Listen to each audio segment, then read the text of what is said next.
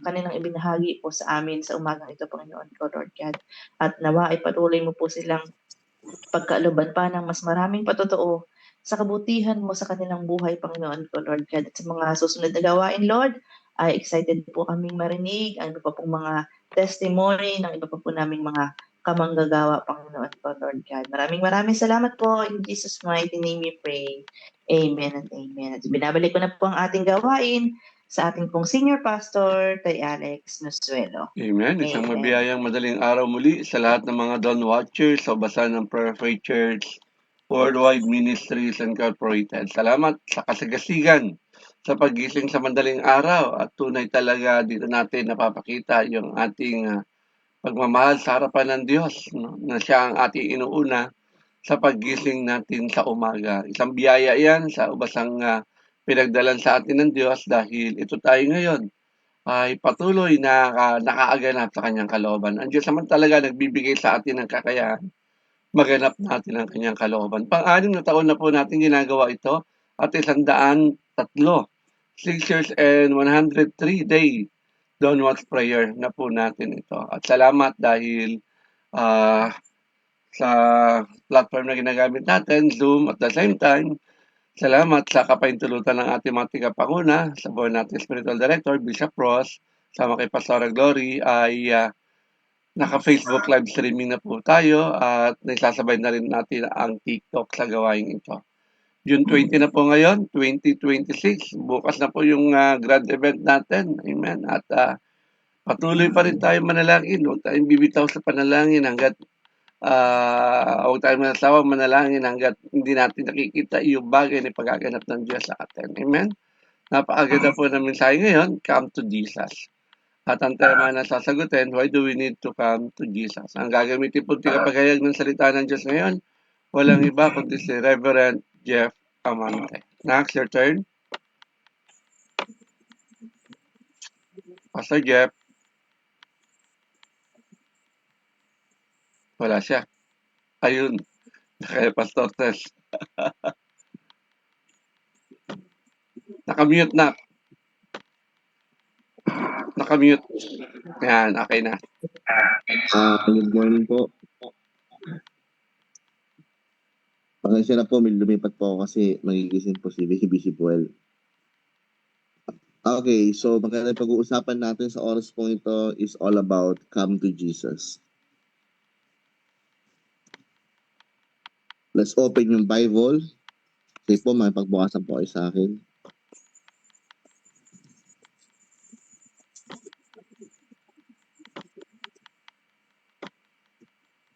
Amen. Sabi ng John chapter 6 verse 35 hanggang 40. Ano dyan na po? Amen. John chapter 6 verse 35 hanggang 40. Magsabi po na malakas na amen. Amen, amen. Diyan na po. John chapter 6. Ang sabi dito ng Panginoon sa verse 35. Sinabi ni Jesus, ako ang tinapay na nagbibigay buhay, ang lumalapit sa akin na hindi na magugutom kailanman, at ang sumasampalataya sa akin na hindi na mauuhaw kailanman. Ngunit sinasabi ko sa inyo, nakita na ninyo ako, ngunit hindi pa rin kayo sumasampalataya sa akin. Lalapit sa akin ang lahat ng ibinibigay sa akin ng Ama.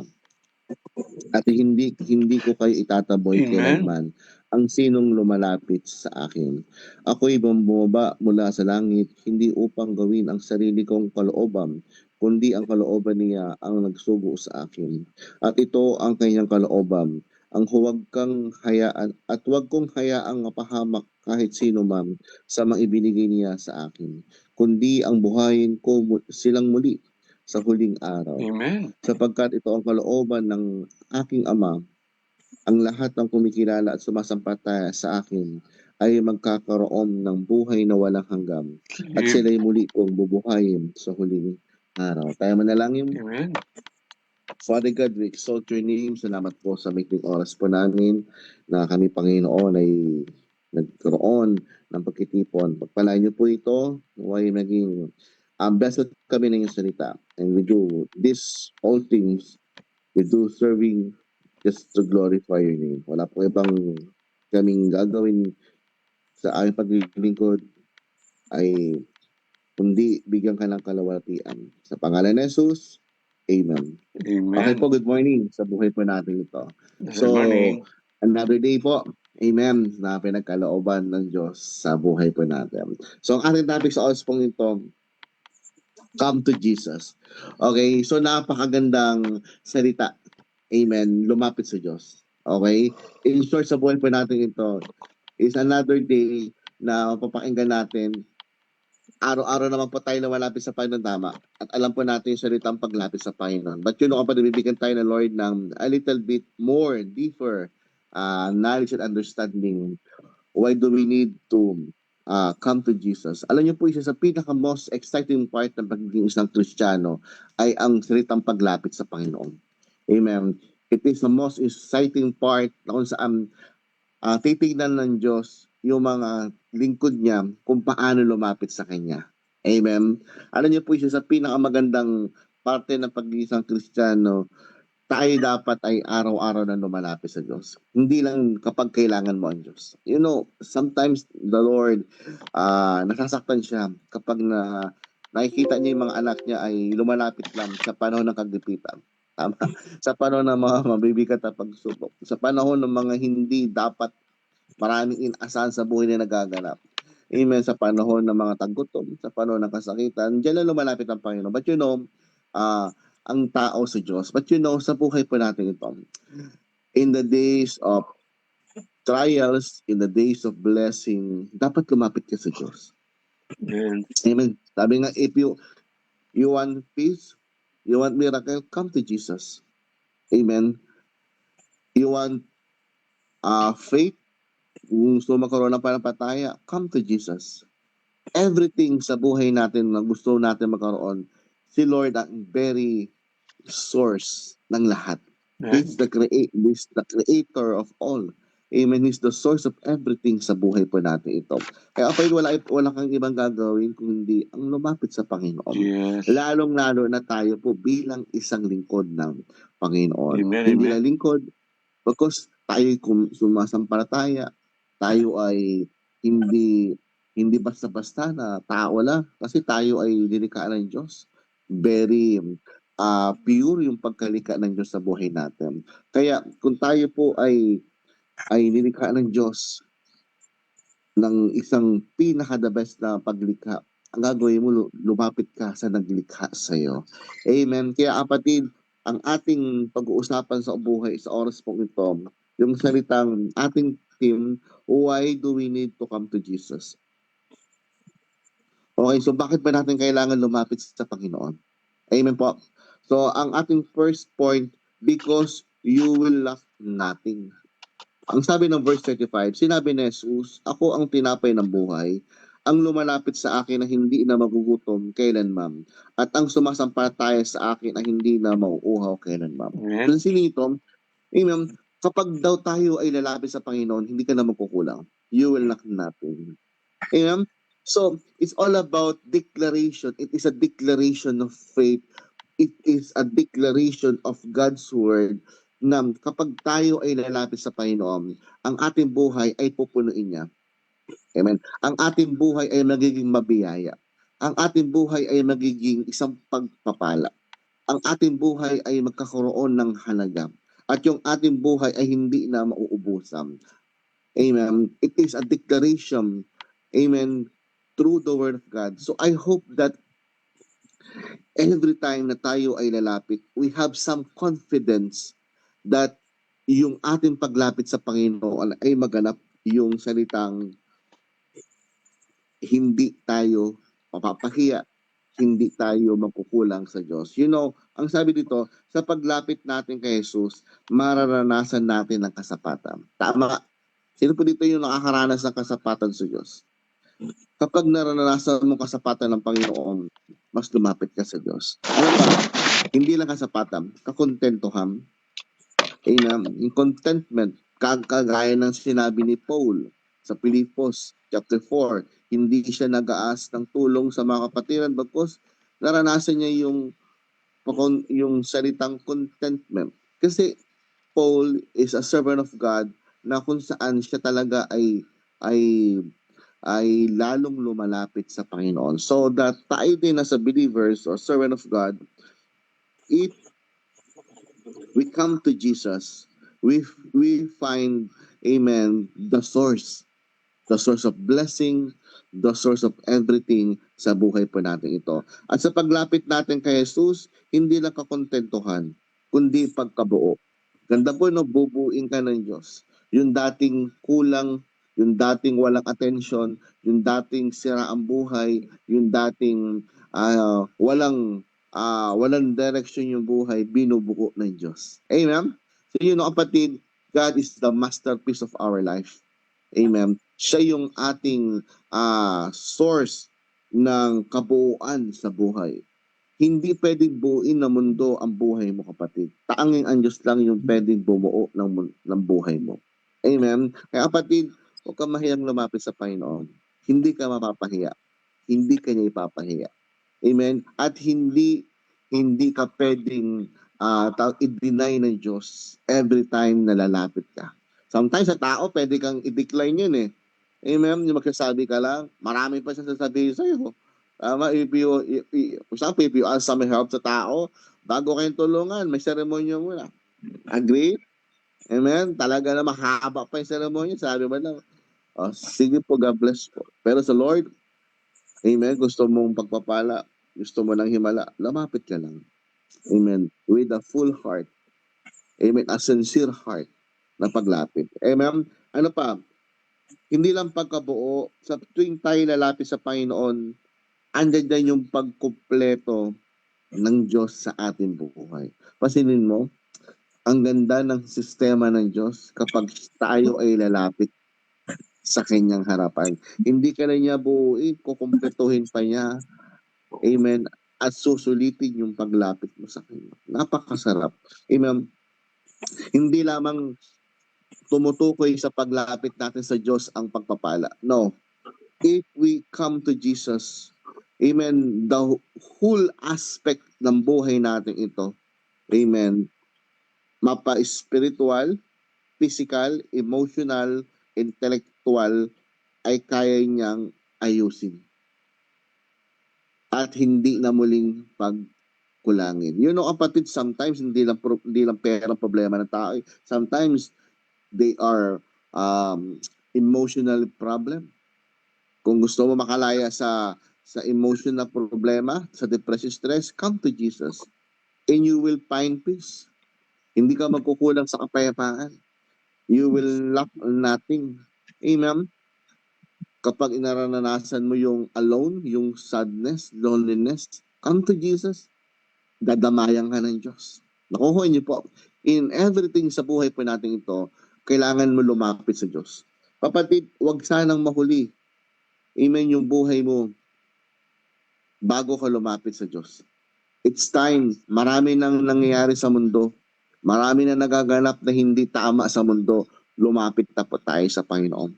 Amen. Hindi na natin kontrolado ang mundo. Amen. Hindi natin kontrolado yung sasabihin ng tao sa atin, yung pamumunan ng tao sa atin. Lumapit ka na sa Diyos. Amen? Bago mawali ang lahat. Kaya apalit sa buhay pa natin ito, ang sabi ng 23 ng awit, verse 1, si Yahweh ang aking pastol, hindi ako magkukulang. Tama, napakasarap, no? He is the source of all. Kapag sinabing all, lahat. Amen? Hindi lang ito tumutukoy sa pang-financial, sa mga pagpapala, but ito ay tumutukoy sa lahat ng aspeto ng buhay natin kapag tayo ay lalapit. God is our supporter and big helper. In times of trouble, come to Jesus. In times of blessing, come to Jesus. Amen. Walang dapat tatangiing panahon sa paglapit sa Diyos. Nakukuha niyo po ba? Kailangan mo ang Diyos, kapatid. Ako po nagsasabi sa inyo, kahit na meron ka na, pwedeng mambawi ang Diyos. Amen? Kahit na sinasabi mong stable ka, kaya mambawi pa din ng Diyos ng pagpapala. Kaya kapatid, kung gusto mong yung pagpapala mo, tuloy-tuloy sa Diyos. Kung gusto mo yung himala ng Diyos sa iyo, tuloy-tuloy, lumapit ka palagi sa Diyos. Amen? Para hindi ka mawalan hindi ka magkulang at maging sapat siya sa buhay mo. Ano nyo kapatid, yung katapatan ng Diyos, hindi nagmamaliw yan. Amen. Hindi pwedeng pabayaan ng Diyos yung mga lumalapit sa Kanya. Ang lahat ng lumalapit sa Panginoon, inaaruga niya at tinutulungan. Kaya kapatid, hindi tayo magkukulang sa anumang aspeto ng buhay dahil kasama natin ang Diyos. Amen. Na lumikha ng mundong ito at source ng lahat ng bagay. Kaya ano man yung mangyayari sa buhay mo kapatid, lapit lang kay Lord. Amen. Huwag kang mahihiya. Sabihin sa Diyos lahat.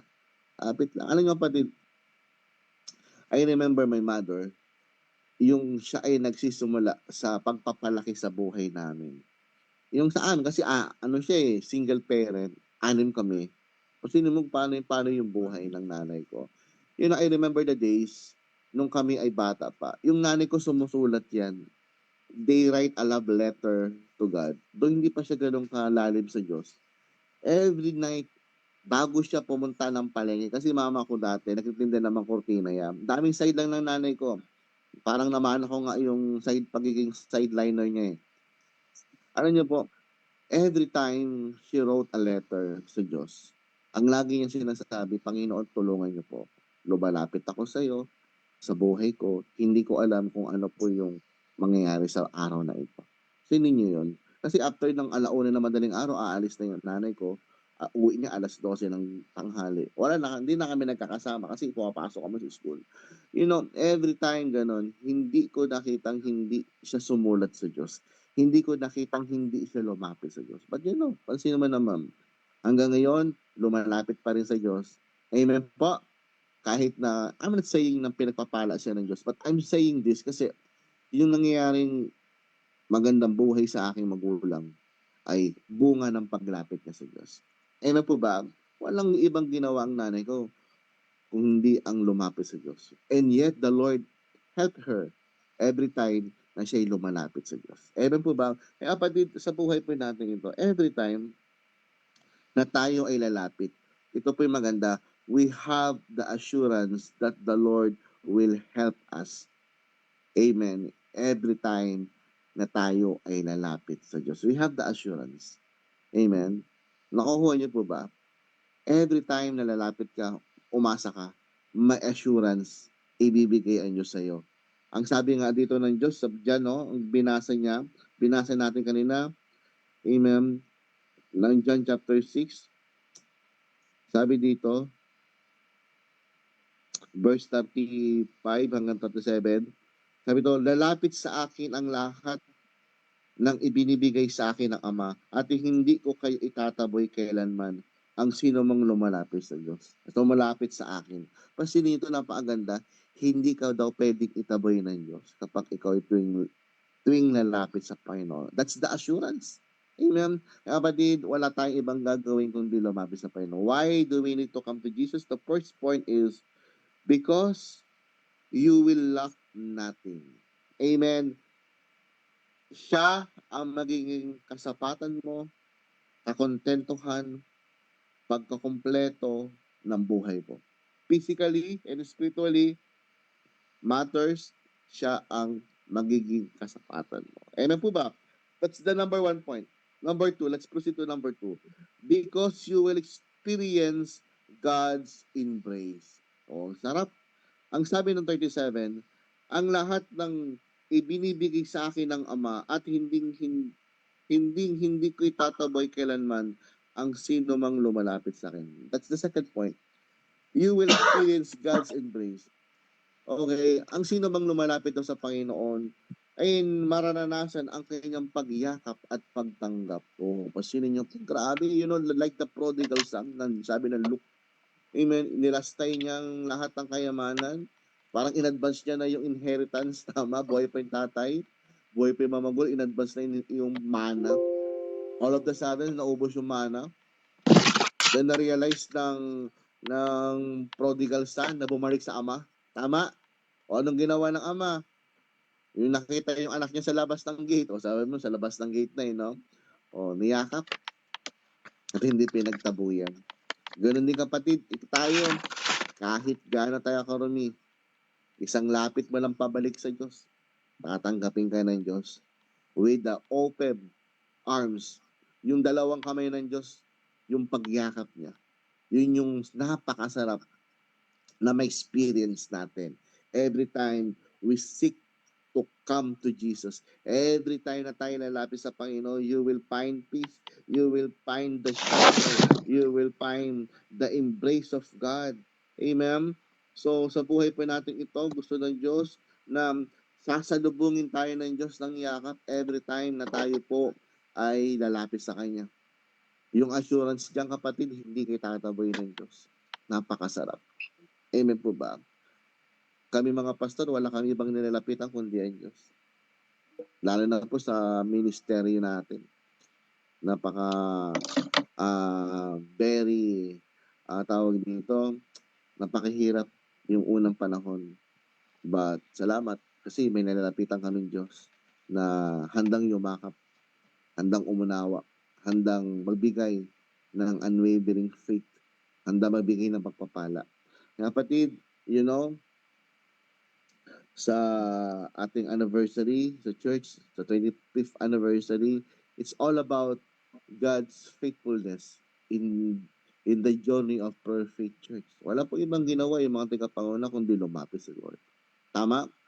Wala silang ibang ginawa kundi manalangin. Wala silang ibang ginawa kung hindi lumapit sa tumawag sa kanila.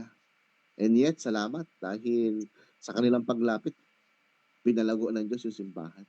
Amen?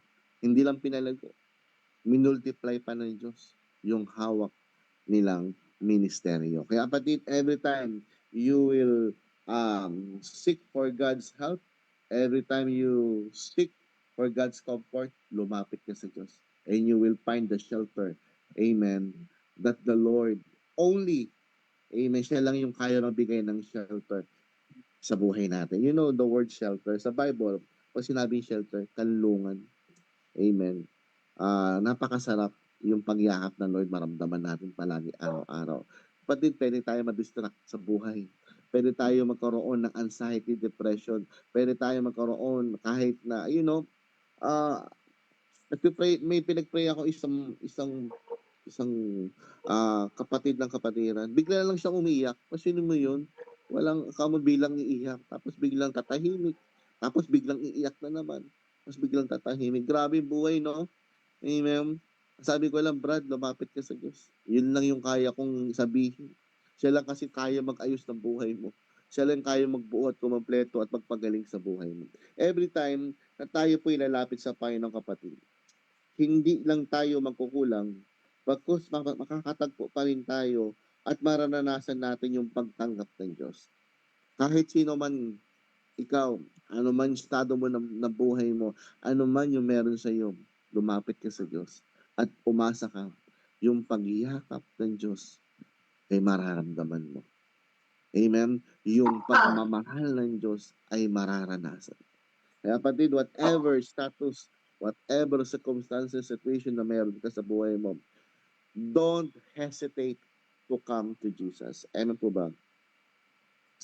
Sasalubungin tayo ng Diyos ng kanyang mahigpit na yakap. Okay?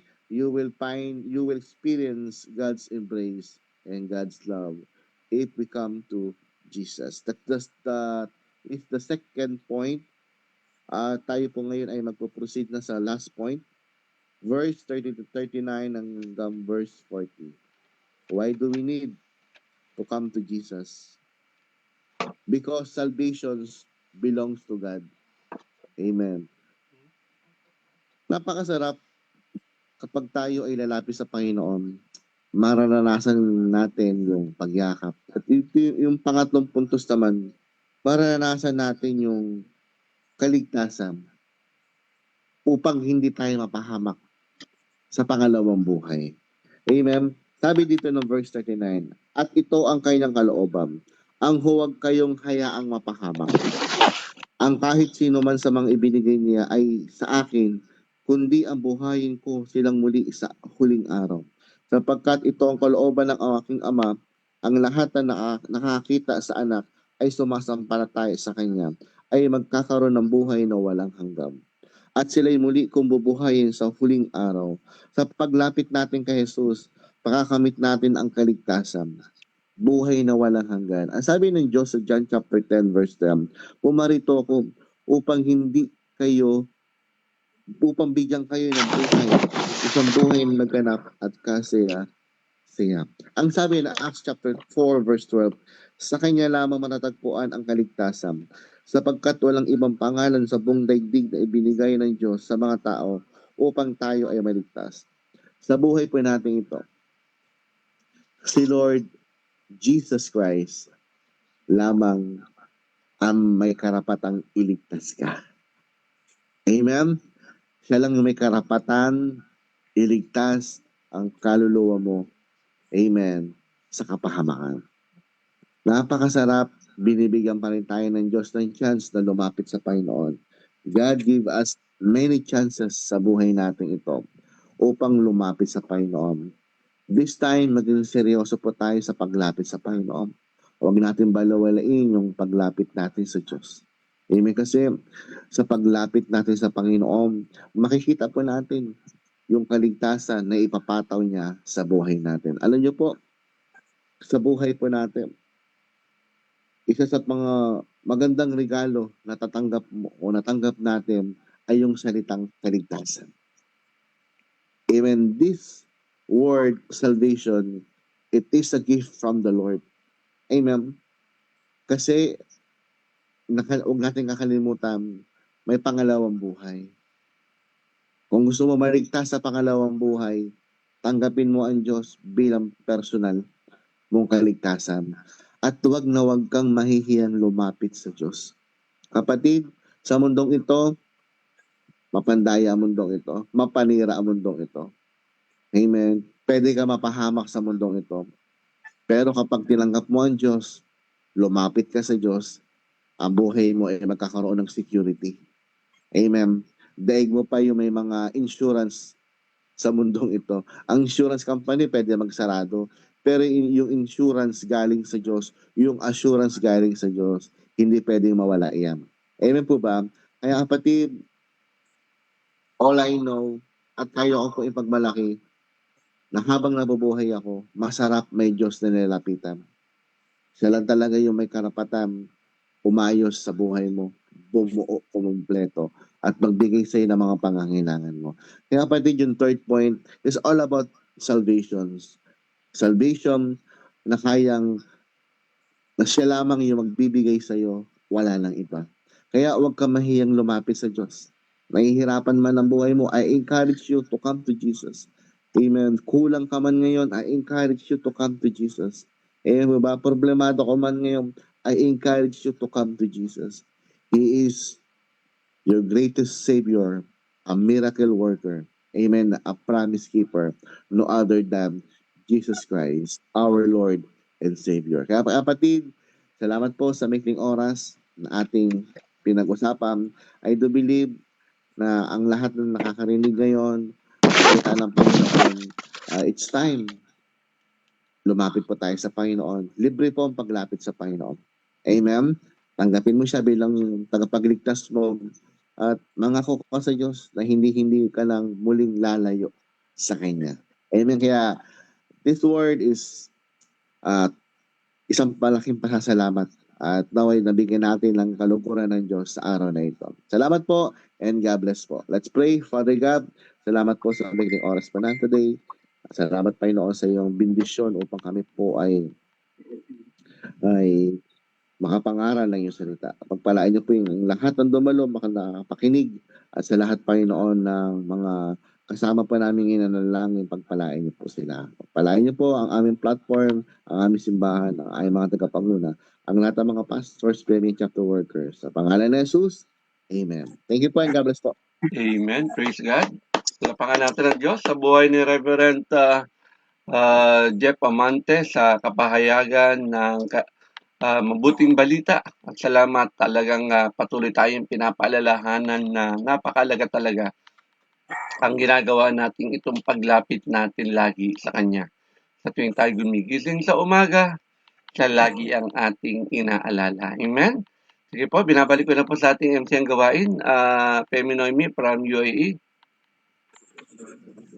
Salamat po. Sana